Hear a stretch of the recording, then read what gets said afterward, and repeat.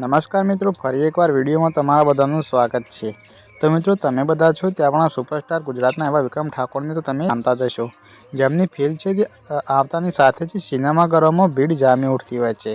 તો મિત્રો, તે વિડીયોમાં શું કહેવા માગે છે તે જો વિડીયોમાં, કેમ કે તે કહેવા માગે છે કે તેમના લીધે છે તે બીજા લોકોનું પણ જીવન ચાલતું હોય છે, કેમ તે રોજીરોટી ચાલતી હોય છે। તમે વિડીયોમાં જોઈ શકો છો। દુઃખ તો દરેકને આવતું હોય છે, જેમ મેં પણ ઘણા બધા સંઘર્ષ કરે છે, દુઃખ વેઠ્યા છે।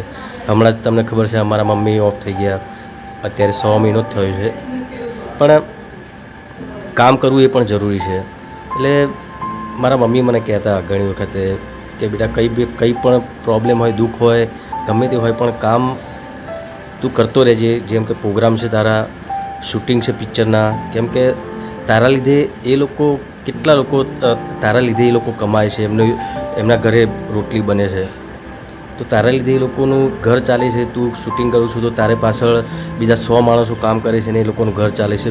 તો મારી મમ્મી મને ઘણી વખત કહેતા જ, કોઈ પણ એવા કોઈ પ્રોબ્લેમ થયું થાય ને તો મને કહેતા જ રહે કે બેટા ગમે તેવો પ્રોબ્લેમ થાય પણ તારું કામ તું ચાલુ રાખજે, કેમ કે તારી સાથે સાથે આપણા ઘરની સાથે સાથે બીજા લોકોનું ઘર પણ જોડે ચાલે છે। કદાચ તું એશિયાનો નહીં તો વિશ્વનો એકમાત્ર એક્ટર એવો હશે, આ રેકોર્ડ થઈ શકે એમ છે કે જેણે એની કેરિયરની 30 ફિલ્મ પોતે જ વિક્રમ ઠાકોર તરીકે ભજવી છે।